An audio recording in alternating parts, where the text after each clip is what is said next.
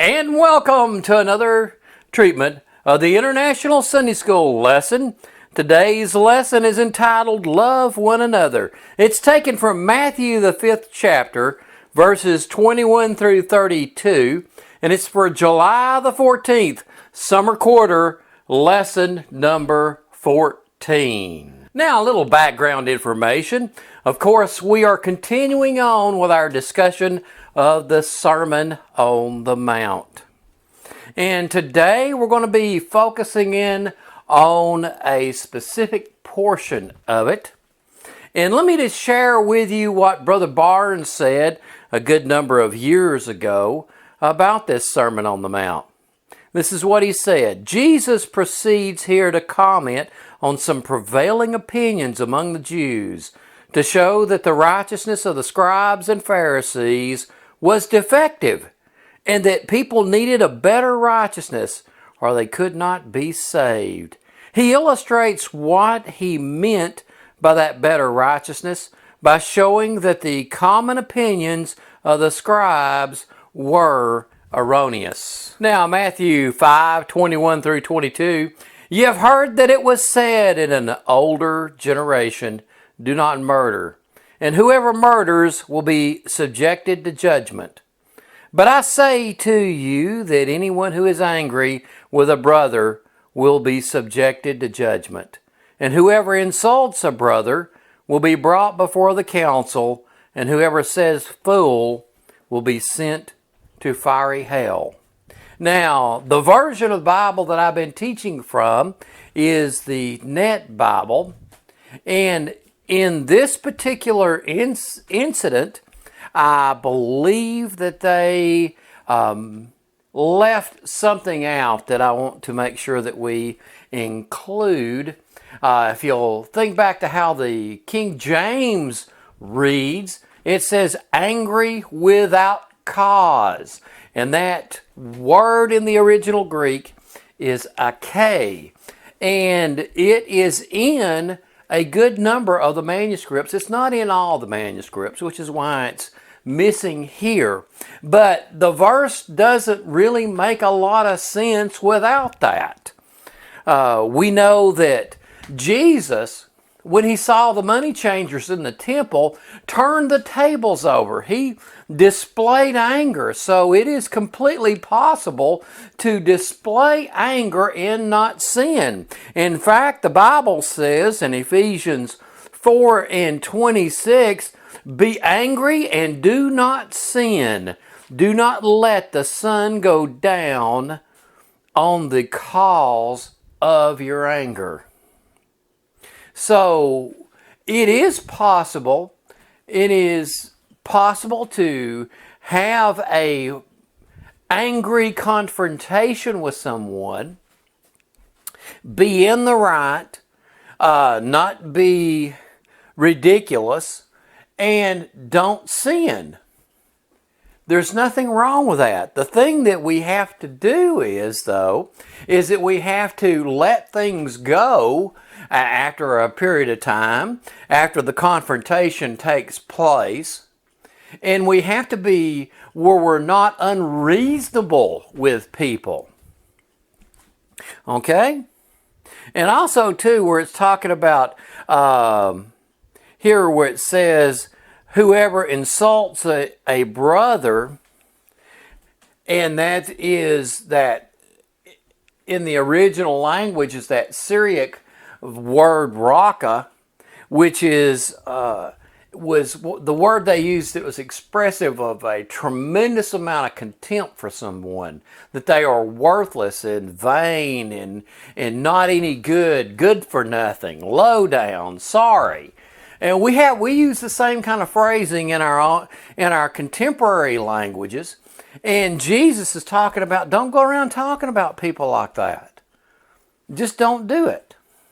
And we need to be gentle and kind as much as we possibly can.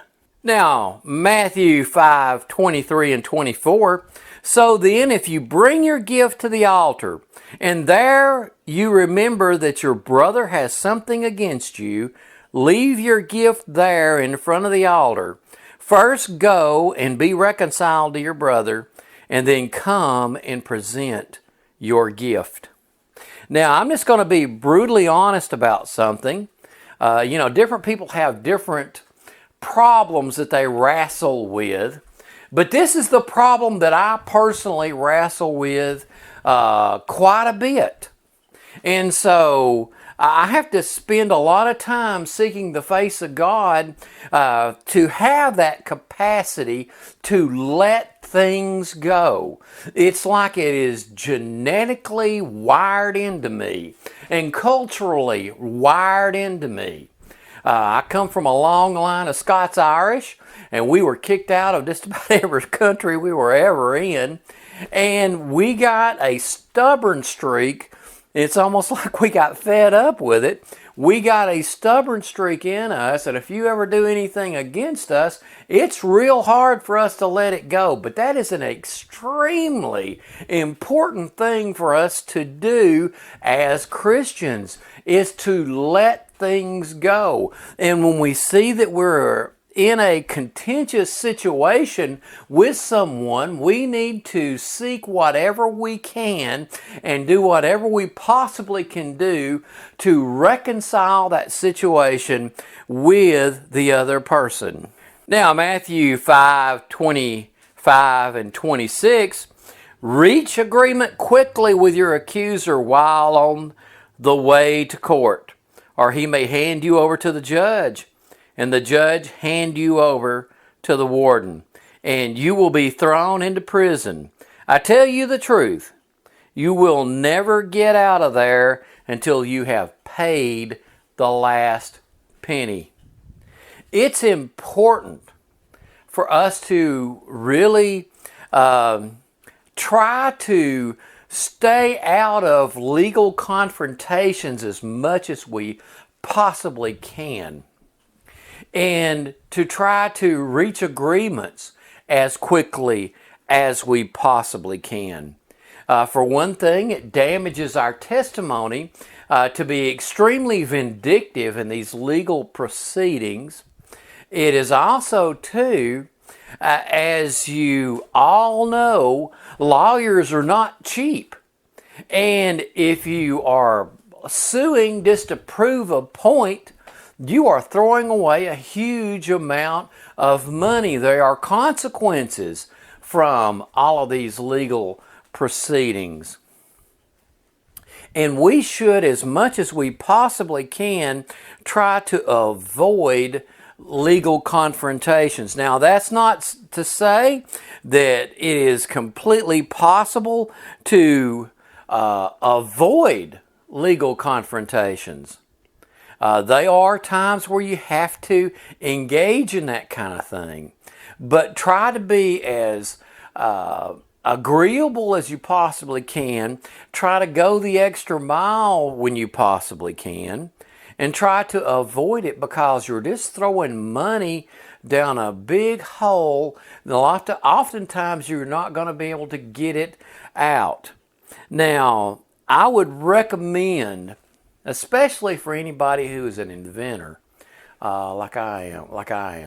But I would highly recommend a movie that I saw this last week about the inventor Joe Newman, who had invented, he believed, a perpetual motion machine. And he had thrown hundreds and hundreds and hundreds of thousands of dollars into legal proceedings, and that is pretty much all he accomplished from the time that he had turned to that endeavor. That is pretty much all he really ever accomplished, was just paying out legal fees. And you could see when they were interviewing him how it had built up the bitterness inside of him, had just about destroyed this poor man, who was, as you can look at his other accomplishments, was a fairly intelligent man, a fairly creative man.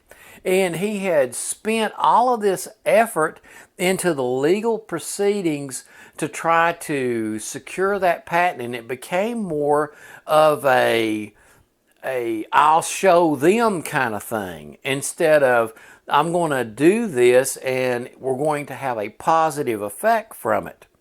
The times when you start going to these legal proceedings and your whole idea is I will show them, I will teach them, blah, blah, blah,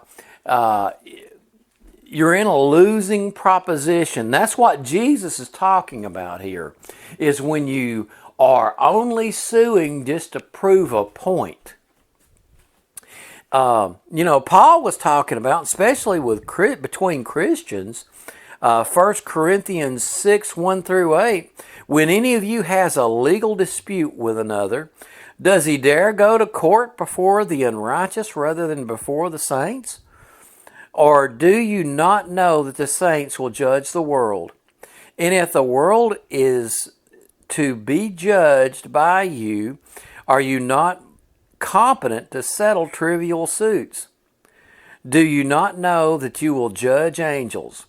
Why not ordinary matters? So if you have ordinary lawsuits, do you appoint as judges those who have no standing in the church? I say this to your shame. Is there no one among you wise enough to settle disputes among fellow Christians? So we should be trying to settle things among ourselves as much as we possibly can. Now, again, I want to say this, is that there are some situations where matters can't be resolved, and there are times where you do have to go to court and do this, that, and the other, and have a certain situation may come up or something of that nature, and you may have to go to court. But as much as possible, we should try to be as understanding and as giving as we possibly can be, for our testimony's sake, for the church's testimony's sake, and also too, just because it can end up destroying your entire life. The gentleman that I had talked about, that I saw the documentary about, he had pretty much destroyed his entire life, his later life, just with all of these contortions over this lawsuit to try to get that patent. If you can absolutely spend your last penny. The man died piled up in somebody's house where he couldn't even afford to live out on his own. And when he started going into this thing, and before he started suing everybody and getting all the legal fees, he owned his own house, he had plenty of money, and he burnt through all of that in lawsuits. So as much as possible, try to get along with everybody as much as you can. Matthew 5:27 and 28. You have heard that it was said, do not commit adultery. But I say to you that whoever looks at a woman to desire her has already committed adultery with her in his heart. Now let me tell you something.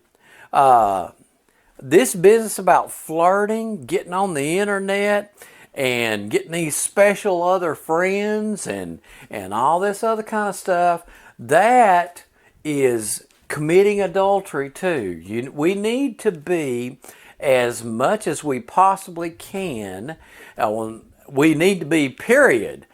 We need to be as dedicated to our spouses.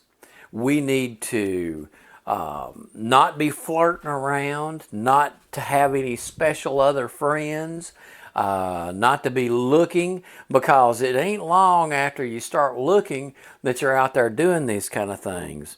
And Jesus makes the point that if you look at somebody with lust in your heart, you have committed adultery with them in your heart. Now, Brother Peter says in 2 Peter 2:14 and 15, their eyes, full of adultery, never stop sinning. They entice unstable people. They have trained their hearts for greed. these cursed children. By forsaking the right path, they have gone astray because they followed the way of Balaam, the son of Bezor, who loved the wages of unrighteousness. And that's what people who are constantly looking on people with lust in their heart.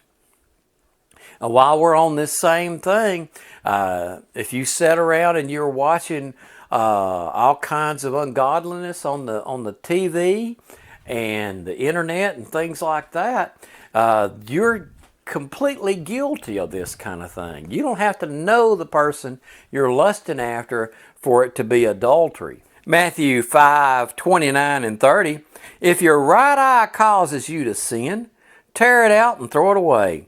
It is better to lose one of your members than to have your whole body thrown into hell.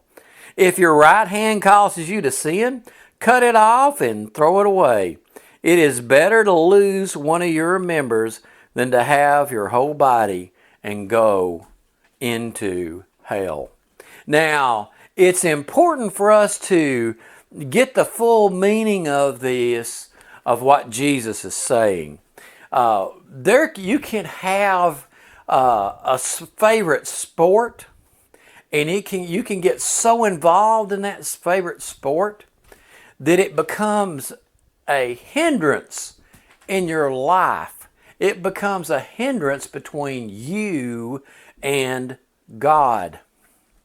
You can have a hobby that becomes what you worship. It can become so important to you that it's a hindrance between you and God. I've had that situation happen in my own life. About two different things in particular that come into my mind. One of them was I got so involved in playing guitar that it was one of the most important things in my life. And I believe that's the reason why God set it up to where I pretty much had given up playing guitar for years and years and years to get myself away from that. And also with the martial arts. I got so involved in the martial arts that it was a hindrance between me and the Lord. And both the martial arts and playing guitar, both of those are not sin in and of themselves.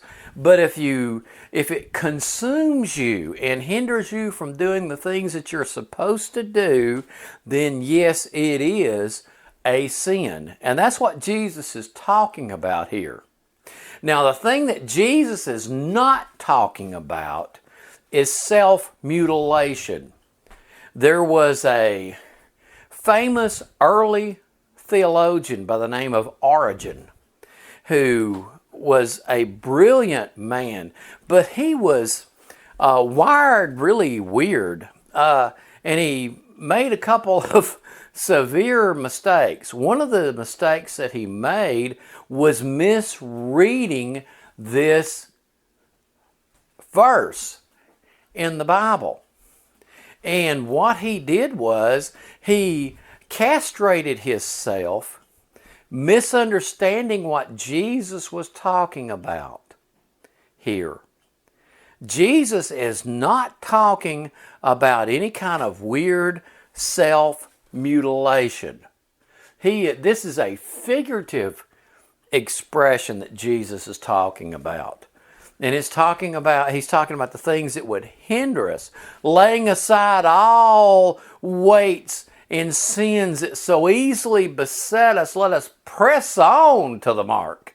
That's what Jesus was talking about here. Okay, Matthew 5:31 and 32. It was said, whoever divorces his wife must give her a legal document. But I say to you that everyone who divorces his wife, except for immorality, makes her commit adultery, and whoever marries a divorced woman commits adultery. Now, Jesus is talking about and referring back to Deuteronomy, the 24th chapter, verses 1 and 2, where it reads, "If a man marries a woman and she does not please him because he has found something indecent in her, then he may draw up a divorce document, give it to her, and evict her from his house. When she has left him, she may go and become someone else's wife." Now, it's important for us to, for me to say a couple of things. First off, if you are a Christian and you're married and nobody's been out there committing adultery, you need to stay married. That is the way God has it planned. That's the way He has it set up.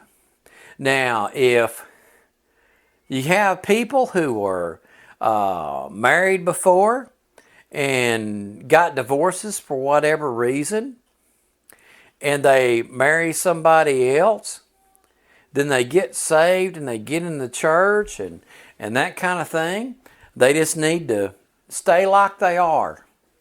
Don't sweat it, because all of that was done before you were saved, and don't worry about it.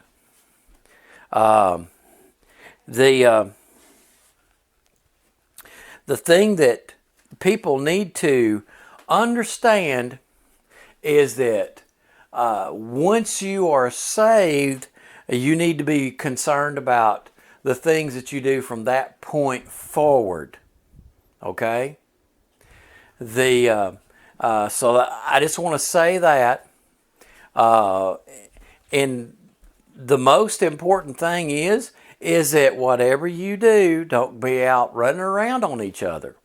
That is a done deal right there. Big concluding thought.